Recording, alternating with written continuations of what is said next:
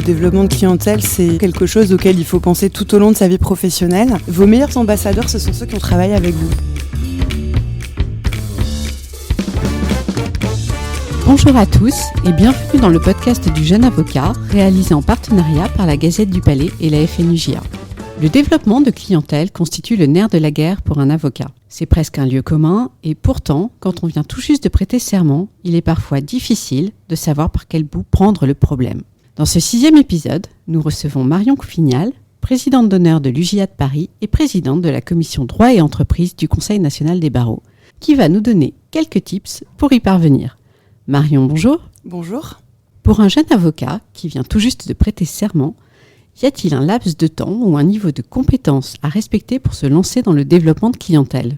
Non, absolument pas. Le développement de clientèle, c'est vraiment quelque chose auquel il faut penser tout au long de sa vie professionnelle. Et il est vraiment jamais trop tôt pour commencer, puisque même si la clientèle s'étend pas tout de suite d'une façon astronomique, en réalité, chaque petite pierre qu'on va poser, chaque action qu'on va faire, permettra d'en voir les fruits plus tard. Y a-t-il une to-do list à établir ? Je ne sais pas si c'est d'une to-do list qu'il faut parler. En tous les cas, ce qui est certain, c'est qu'il y a des outils à mettre en place, à utiliser.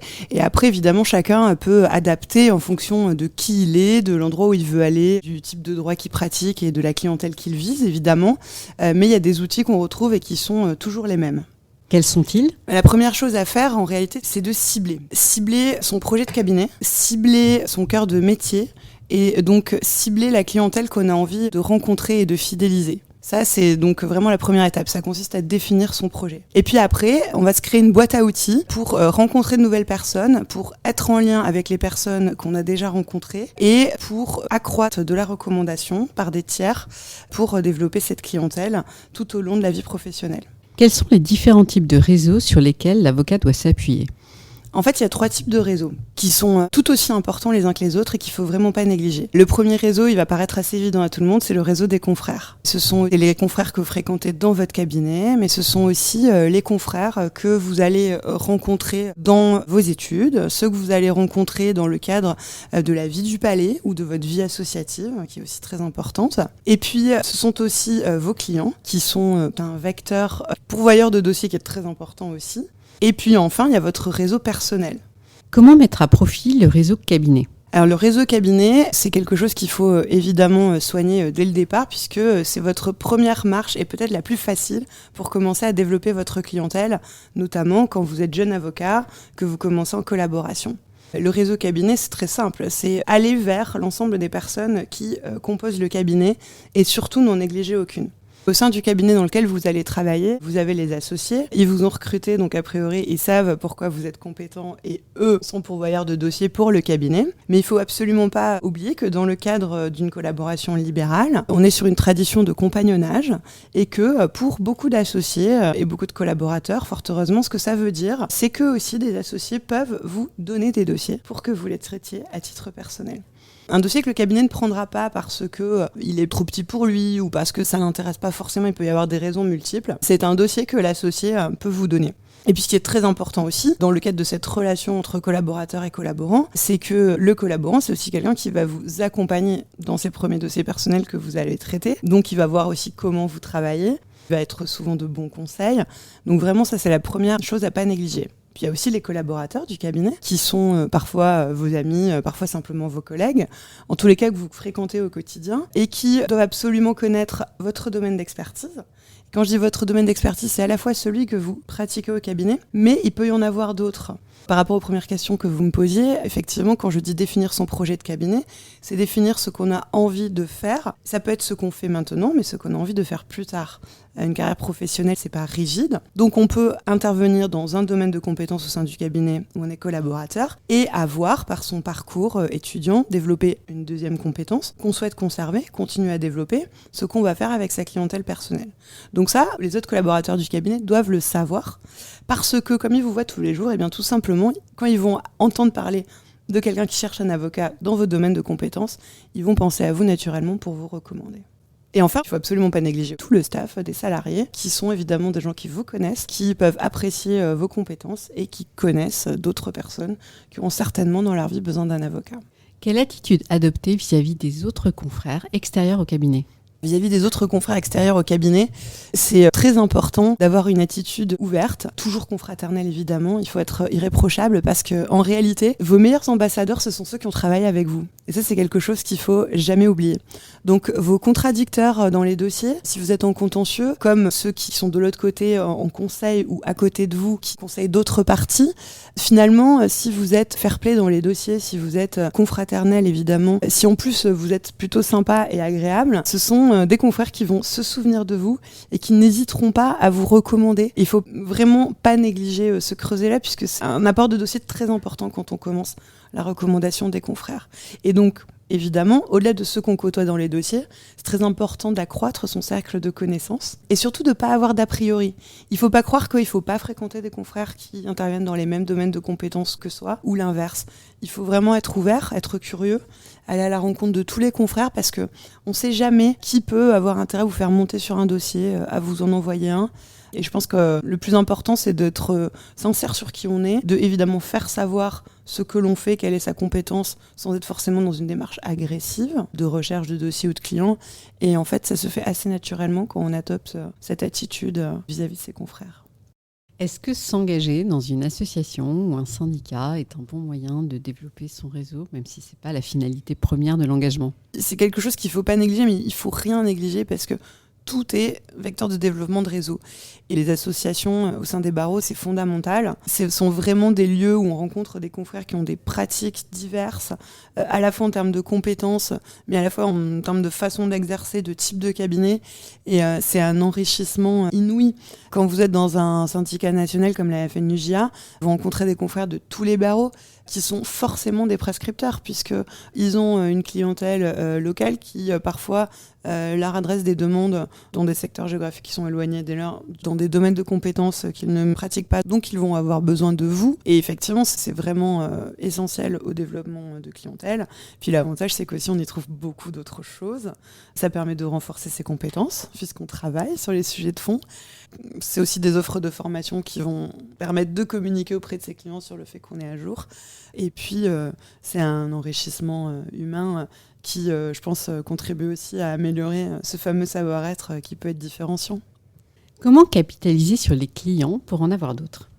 Un client satisfait, c'est un client qui souvent vous recommande. Et effectivement, il ne faut pas oublier que vos clients, ils ont un cercle professionnel et personnel, exactement comme le vôtre, qui peut être plus ou moins étendu, mais qui donc a la faculté de démultiplier potentiellement vos contacts. Donc la première chose à faire, c'est bien sûr de bien traiter ses clients et qu'ils aient le sentiment que vous êtes attaché aussi à leur ressenti par rapport à votre prestation. Donc moi, si j'ai un bon conseil à donner, c'est de réaliser des enquêtes de satisfaction. Peu d'avocats le font.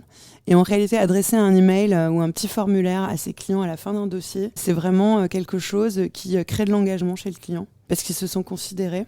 Et puis, c'est aussi quelque chose qui vous permet de vous améliorer en réalité au quotidien, ce qui est très important, puisqu'on est toujours perfectible. Et puis, au-delà du fait d'avoir pris un dossier, d'avoir bien traité le client et de l'avoir bien fini, par cette enquête de satisfaction, ce qui est important, c'est de conserver le lien régulièrement. Parce que tous les clients n'ont pas forcément des dossiers tous les 2 mois. Et ce qu'il faut, c'est rester présent à leur esprit. Jamais d'une manière agressive, il ne faut pas que ça soit pesant, que ça donne l'impression que vous êtes un marchand de tapis qui veut absolument lui vendre quelque chose et le spammer toute la journée. En revanche, il faut rester présent à son esprit pour qu'il ait le réflexe de penser à vous quand quelqu'un va lui demander un avocat dans votre domaine de compétences. Et alors, comment rester présent à l'esprit des clients ? Tout simplement en maintenant le lien. Alors, il y a plusieurs manières de maintenir le lien. Et là encore, il faut que chaque avocat trouve ce qui lui correspond le mieux. Je ne crois pas que le travestissement de soi soit quelque chose de pertinent quand on veut développer une clientèle fidèle sur la durée. Donc il y a plusieurs méthodes. Il y a tout simplement le fait de prendre des nouvelles par email de temps en temps. Ça, c'est quelque chose qui peut être fait de manière extrêmement rapide. Ça prend 5 minutes d'écrire un email. Là, on est sur quelque chose qui est adressé spécifiquement au client. C'est comment allez-vous depuis le dernier dossier ? Où est-ce qu'on en est ? Est-ce que votre situation a évolué ? Vous pouvez après communiquer aussi par email, mais pour adresser un message qui est un peu plus qualifié, qui revient à donner quelque chose à votre client, c'est-à-dire à vulgariser de l'information juridique dans un domaine qui l'intéresse.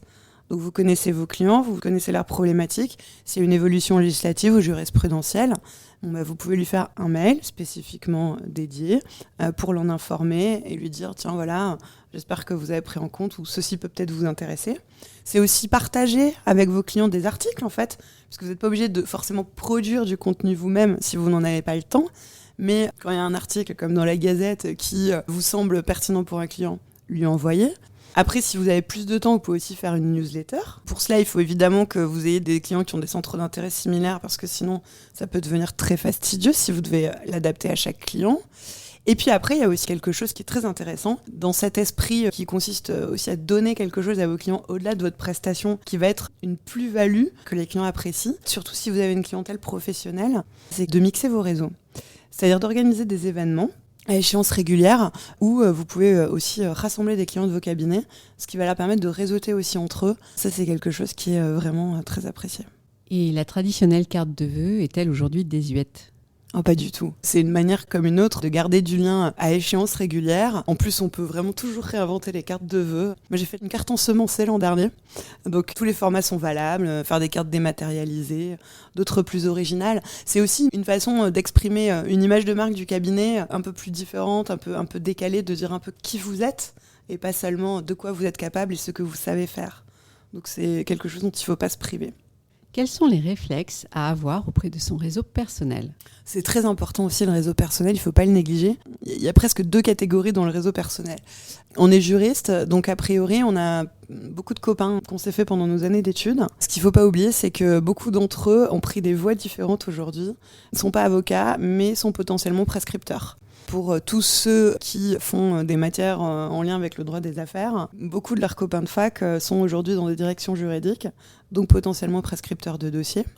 Et puis, hors ce cadre-là, en fait, il faut négliger aucun aspect de sa vie personnelle. Si vous avez des enfants, quand vous les déposez à l'école le matin, vous voyez les parents de toute la classe de vos enfants. Chacun d'entre eux doit savoir ce que vous faites. Ça vaut aussi pour vos clubs de lecture, de jardinage, de tennis, peu importe. Quelles que soient vos activités, vous rencontrez des personnes qui, elles-mêmes, auront besoin d'un avocat ou connaissent quelqu'un qui aura besoin d'un avocat. Donc l'important, c'est toujours pareil, sans être agressif, que vous soyez identifié, évidemment, pour vos qualités, pour votre capacité à faire des gâteaux pour la kermesse, bien sûr, à l'école, mais aussi, comme avocat, dans un domaine de compétences ou 2 domaines de compétences. Comment mettre en adéquation sa pratique professionnelle et son réseau ? Il y a 2 façons de prendre la question. Soit vous êtes dans une construction d'un parcours de carrière où dès le départ, vous savez ce que vous voulez faire en termes de domaine de compétences et donc vous adressez ce domaine de compétences à une cible particulière. Donc ça peut être par exemple un domaine d'activité client particulier ou une catégorie de population particulière. Mais aussi, il ne faut pas nier qu'en fait on peut évoluer dans la vie, avoir envie de faire des choses différentes, c'est-à-dire soit changer d'orientation, soit ajouter une corde à son arc. Donc c'est quelque chose qu'on peut toujours interroger. En revanche, ce qui est très important, c'est d'être pertinent.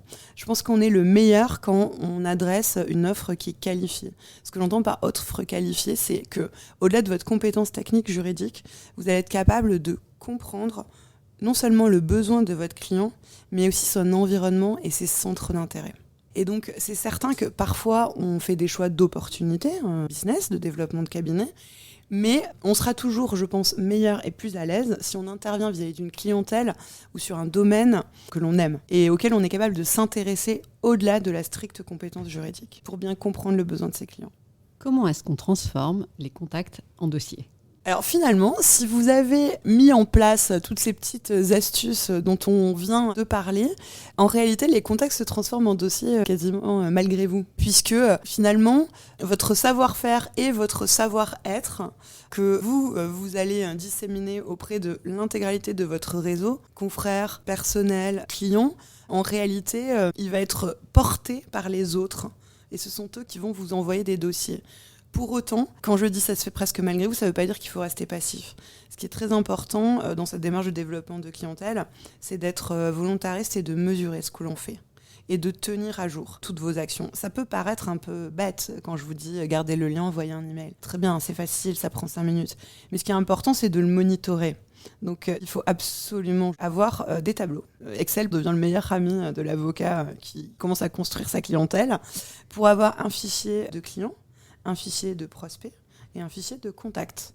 Très important pour identifier toutes ces personnes ressources sur lesquelles vous allez vous appuyer pour faire croître votre chiffre d'affaires. Et toutes ces personnes ressources, vous allez avoir un contact avec elles à échéance plus ou moins régulière que vous allez qualifier en fonction justement de vos objectifs. Et ce qui est très important, c'est de le mesurer et donc de noter. C'est-à-dire que si vous contactez un confrère pour déjeuner parce que c'est quelqu'un qui intervient dans un domaine d'activité qui est complémentaire au vôtre, que vous avez intérêt à travailler avec lui sur des dossiers, il faut que vous ayez un tableau qui vous dit OK, le 12 novembre, j'ai envoyé un email à maître machin pour lui proposer telle chose. Et comme ça vous permet de réactiver vos contacts à échéance régulière, en tombant au bon moment et en sachant ce que vous avez dit et pourquoi vous vous étiez rapproché de lui la dernière fois. C'est très important de bien cartographier son environnement en permanence. Et ça, vous ne pouvez pas le faire et vous ajuster si vous n'avez pas des outils de suivi. Ça demande quand même une sacrée discipline.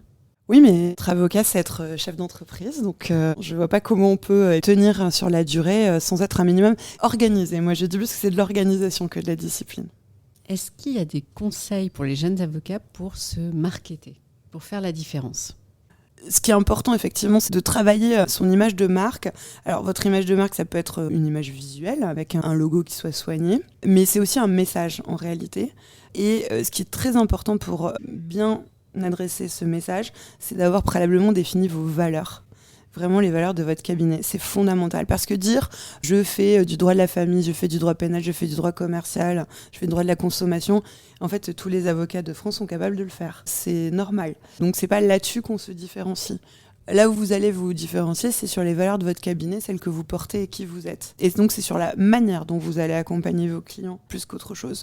Donc, vous pouvez pas travailler sur la forme de votre message si vous n'avez pas préalablement défini vos valeurs. Ce qui est vraiment un prérequis nécessaire, c'est de savoir où vous voulez aller et à qui vous vous adressez. Par exemple, ce qui est très important pour moi dans mon positionnement, d'avoir un client, quand j'effectue une prestation juridique pour lui, moi je fais beaucoup de conseils, qui est en capacité de s'approprier les outils qu'on a construits ensemble et de les réutiliser.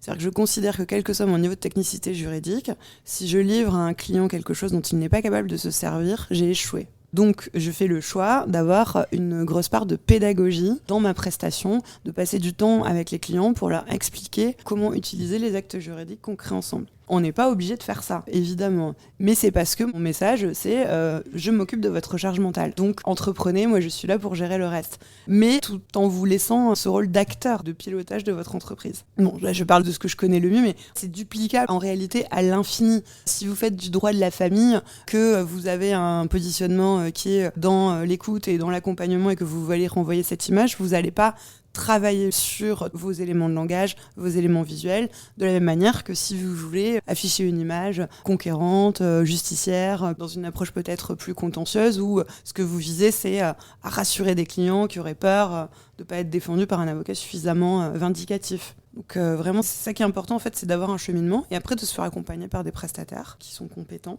Et en revanche, être vrai et donner de soi, exposer son savoir-être, c'est un moyen d'engagement des clients. Pour autant, se déshabiller sur TikTok, c'est jamais une bonne idée.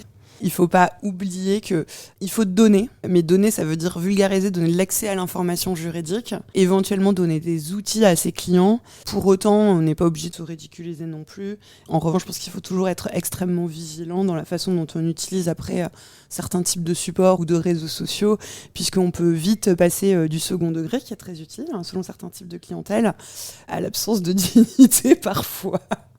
Il n'y a plus qu'à se lancer dans le grand bain pour les jeunes avocats. Merci Marion pour tous ces conseils et à bientôt pour un nouvel épisode du podcast du jeune avocat.